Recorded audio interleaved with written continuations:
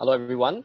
Good afternoon, and thank you for taking time to come into today's webinar. I'm going to be sharing my screen.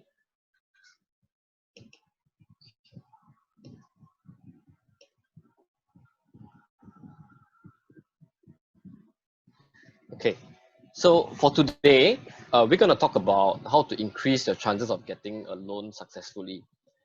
In general, this information applies, but it's more pressing, especially in view of COVID and its impact on businesses, especially in the F&B industry.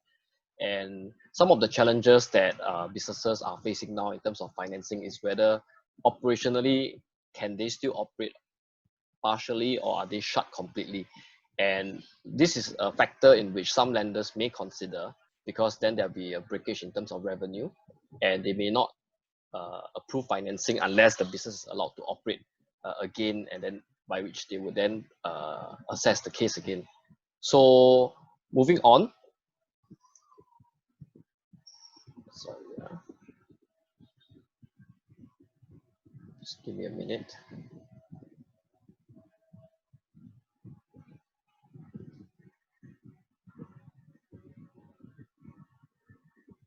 Okay, so today I want to touch about loan financing. And for those of you who had tried to apply for financing before, you may be aware that the process is opaque and your approval chances are unknown. And lenders typically do not review the reasons if your application is declined. So you cannot go online to search for how do I get a term loan from DBS successfully approved. You cannot search for this information because lenders do not review their credit parameters and their inner workings. So most of the time, we see very commonly businesses taking a reactive approach when it comes to financing. They tend to wait till their cash flow gets affected, or maybe an opportunity that has a short window. Then they start to move ahead to look at financing as an additional source of cash flow and working capital for them to solve whatever issues that they face. And one thing that businesses may not be aware is when you make an application, the lender randomly will assign an individual banker to assess your case. And there could be an instance where the banker that's assigned may be inexperienced. So every lender has their own parameters. And if you assign an inexperienced banker, which is unknown, it could be the luck of the draw, then it may be possible that your chances may be affected because this lender is not, this banker is not aware how to mitigate effectively. He or she may not be fully experienced with the credit process of the bank because they are new to the bank, and this may also impact your approval.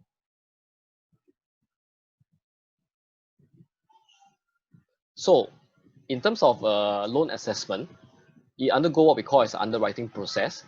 This lets the bank assess the borrower's credit worthiness, and these criteria will vary across different lenders. For start, different lenders would have different industry preference, for example. Some lenders may be more familiar with particular industry. Some lenders may decide to lessen their exposure to certain industries because they may have some bad loans that has occurred for that particular industry, and they want to reduce the risk or the exposure to that particular industry. So they may not entertain applications for that industry if they decide to downsize their exposure to that industry. And what they will do is they will gather and analyze data from a variety of sources, some of which I will talk about in the next coming slides. And often we have had feedback that there is a gap between the loan amount applied and the amount approved. So although the lender may say it's up to, say, $300,000, how much you get approved for largely depends on your repayment ability. And we will talk about some of these details in terms of how to assess your repayment ability. So what is a term loan? Most SME owners would probably be quite familiar with a term loan, especially with the recent budget and the announcements of all this working capital loan, the bridging loan. It's a fixed loan which has specified repayment schedule, tenor between 1 to 5 years. So you pay principal plus interest on a monthly basis, depending on the tenor that you have signed up for. So how to increase your chances of getting a loan successfully?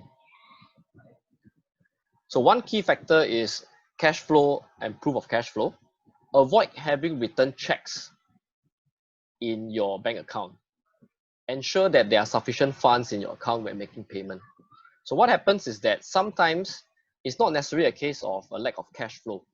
We have heard many instances where some companies, for example, their admin person or their accounts person is on maternity leave or has left the company. So there's a gap. There is a person that is in charge of this area and that person is not available, for example. And typically, the SME owners are very busy with handling every other thing, right? So when it's time to make payment, for example, to suppliers or for your expenses, they may not be aware that funds coming in from their buyers may have been delayed, for example, and then they issue the payment to the supplier. So when a check is issued and there are insufficient funds, it will result in a return check. And this return check is characterized by the return check charge. There will be a charge that the bank will levy, say about $40 or $50, it ranges, to say that you try to issue a check for an amount that you do not have, it has bounced, and now you have to pay a return check service charge. So first and foremost, the banks typically do not entertain applications where the company has more than 2 return checks due to insufficient balance for the latest 6 months. This is an instant red flag, and unless we can prove that it is not a case of insufficient cash flow, it could just be an oversight, then there may be a chance to mitigate this issue. But if it is a cash flow issue and your balances are low at the end of each month, then this is a criteria that you would have missed and the bank may not approve the application. However, do take note that technical errors are not deemed as credit factors or issues. For example, if you sign wrongly, or if you date the check wrongly, or you wrote $100 in numerical form, but you wrote $200 in the word form, which results in the check being bounced.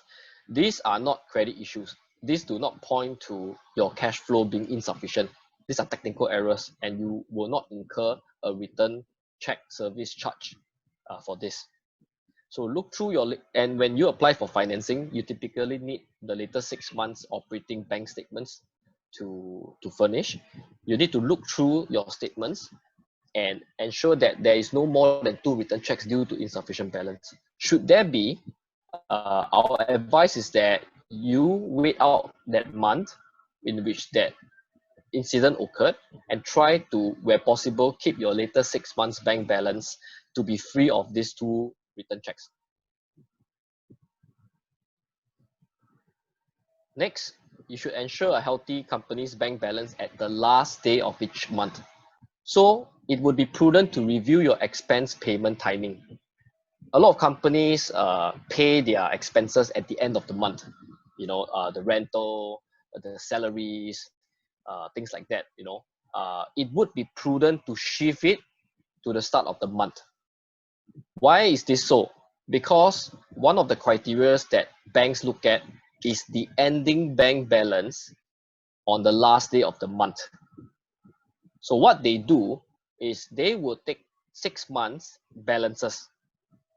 Okay, then they will calculate what's the average ending bank balance on the monthly basis. And one thing that's not in the slide that I would like to share here is that to give you an idea of how much financing you could possibly qualify for as a rule of thumb, is that your ending bank balance would typically indicate more or less your profit. And the banks would lend you based on a portion of your profit to calculate the repayment ability on a monthly basis. So for example, if you have 10,000 average ending balance at the end of your average 6 months bank balance, $10,000, you can take 25% as a safe percentage to make your monthly loan repayment. So for example, if the monthly loan repayment based on 25% would be $2,500, you could possibly look at a $100,000 loan over a 5-year tenor. Because a $100,000 loan at say 5% interest over a 5-year tenor would be $125,000. When you divide it by 60 months, that will give you about $2,200, which is the monthly installment. Then that would nicely fall within the 25% part of your average ending bank balance. And this figure is what they would extract from your bank balance statements, which is why it's prudent to shift all your expenses to the start of the month. They're not going to go to look into every transaction and to see your cash flow. They're just going to pick out that figure, add them all up, divide by 6. That will be your average ending bank balance. And then 25% would be a figure that you can look at as possible loan repayment amount that you can service. That will form part of your repayment ability. And from experience, it would be ideal where possible to have a 5-digit ending bank balance. That would give you possibly access to funding that's 50,000 and above, depending on what is your balance. So the strong bank balance indicates repayment ability. Next, maintain positive net worth. Net worth is your paid up capital plus your retained earnings. The paid up capital is the total amount of capital funded by your shareholders. And to the lenders, the paid up capital equates a level of commitment from shareholders. One thing that a lot of owners may not be aware of is that you could have two scenarios. You could have company A that has $1 paid up capital and 99,000 directors loan to company, for example. And you could have scenario B where you have 100,000 paid up. In both sense, the amount is the same, for example, 100,000, but the lenders would prefer to lend to companies in scenario B with 100,000 paid up. Because once the paid up has been registered, that is commitment from the shareholders that they are invested in the business. It has to go through that whole revenue, sales cycle, and profitability. In the end, it can draw its dividend. But when you lend the bulk of it to the company and you have a low pay up, for example, there are instances where the bank may ask if you want to capitalize on that director's loan.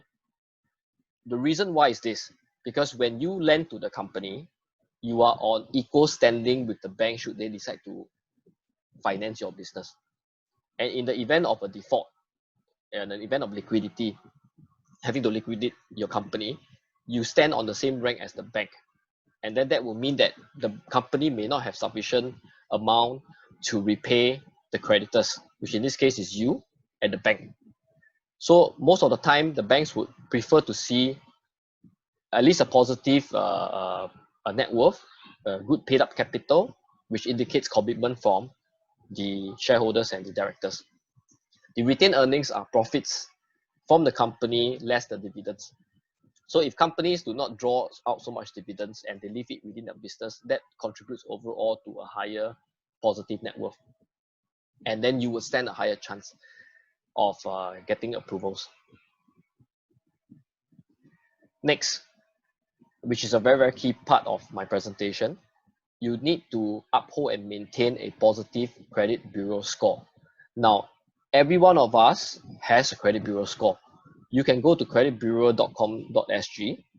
For $5, you can download your own credit bureau report. This is an important report for all business people because there is a lot of misperception that if the business is financially sound, it has good credit reputation, it will qualify for financing. That is not entirely true. The individual directors and shareholders credit bureau scores are equally, if not more important, because you are going to come in as the guarantor for the loan. And from the bank's perspective, if you are new to bank, they do not have any history or knowledge of your repayment ability or your repayment history because they have not financed your business before. The only indication that they would have first and foremost, in which they do their first layer of assessment, is character assessment. And they derive that by reviewing the guarantor's credit bureau score. So if your credit bureau score is, it will start from AA, BB, CC, and all the way down all the way to HHHX, for example, for very worst case scenarios. If your credit scores are bad, below HH or GG, for example, it could be a deal breaker. The bank may say we will not lend to companies whose guarantors are below a certain rating, because this is an indication of their repayment habits. Not necessarily the repayment ability, but it could be repayment habits. For example, the scores would be reduced if you take on too much credit. or if you pay minimal sum on your credit cards, or if you don't make repayment and then there's debt restructuring, or you may be a discharged bankrupt. All these, which I'll touch upon as I go on, are what would affect your score.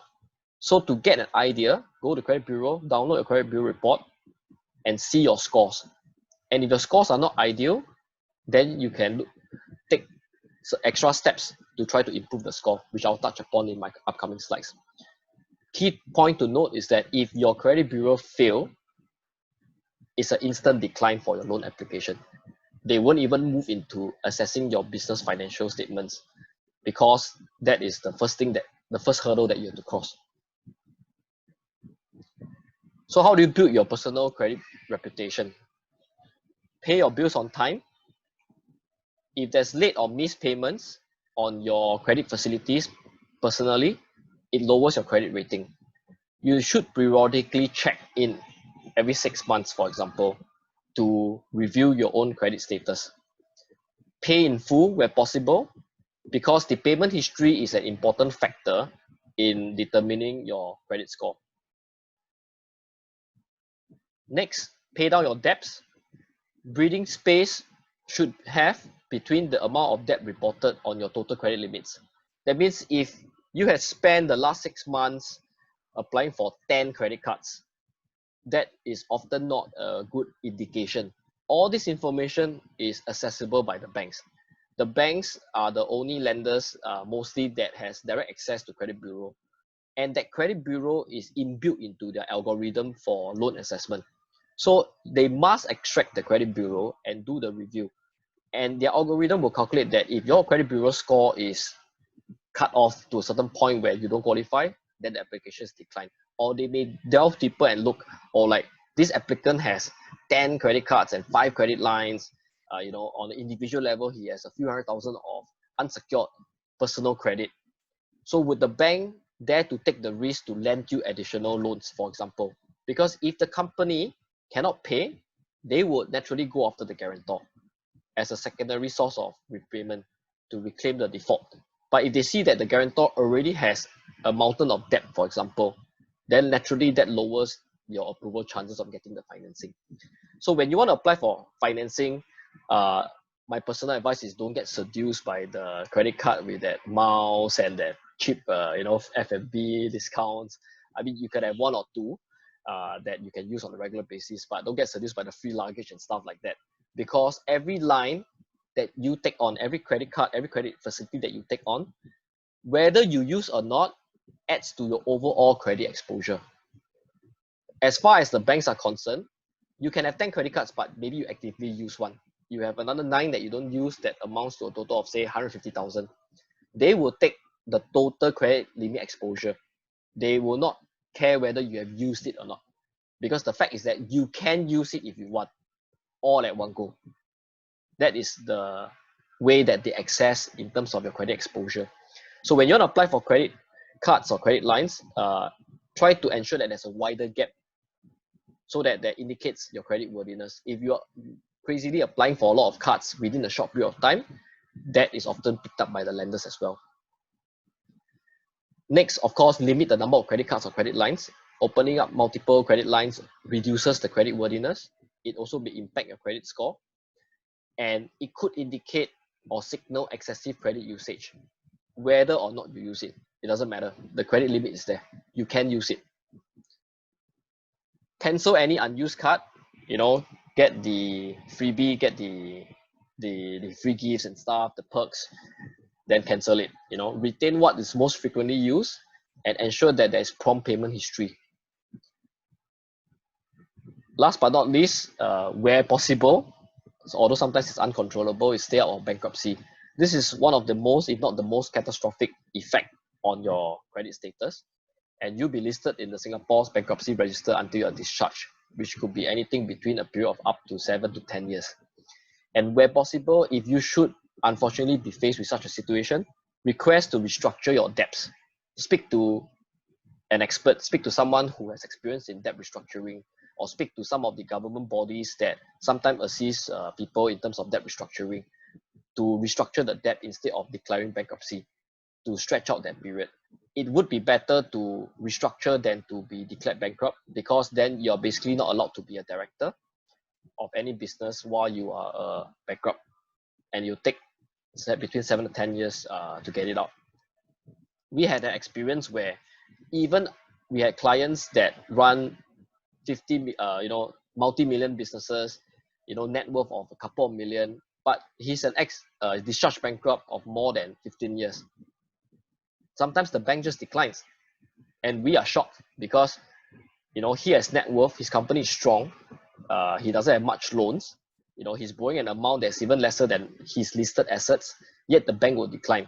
Because some banks are just more risk adverse. They'll say, well, yeah, he was a discharged bankrupt 15 years ago. And sometimes we argue that, yeah, but that was 15 years ago, it's not relevant now. As you can see, his business is doing well, he has assets that is even more than what he's applying for. Why can't it be approved? They can still decline the application. And one thing that I would like to share is that if you're declined by the banks, there is a possibility you could be blacklisted by that bank for the next 3 to 6 months. And this is based on your ROC number, right? And the reason why banks do that is because they do not believe, it's for practical reason, they do not believe that you will be able to financially have a turnaround within 3 to 6 months to qualify for financing. One thing that people do not realize sometimes is that the bank is still a business. They are in the business of taking cheap deposits and then lending out. That's what they do. They are not in the business of consulting. They will not advise you what to do or what not to do. If you're an unqualified borrower, they will decline application. They'll keep it on record so that they don't need to waste resources to entertain or review the application if you are within that blacklist period. So that's highly possible. And that is why it's important to understand all these factors. It doesn't mean just because the bank reach out to you on a marketing basis, gives you a call, sends you a flyer, you see an online ad, you apply, you will get it. Because you may not get it, and there could be negative effects of not getting it. Not only do you not achieve your objective, you could also end up on the wrong side of the bank, having an unnecessary blacklisted record because you were declined for the application. Next, as I mentioned, you can get your report online from Credit Bureau Singapore website. And then you can see your credit history, you can see your loans. If you take some time to read about it, you can understand like the number of lines, credit lines and credit cards that you have, how does it impact your score. Credit Bureau has all this information, and I think it's vital that you understand all of this because that has a direct impact on your financing approval chances. Next, do not close accounts with debt remaining because this is another factor that harms credit worthiness. Try to pay up debts before closing your accounts.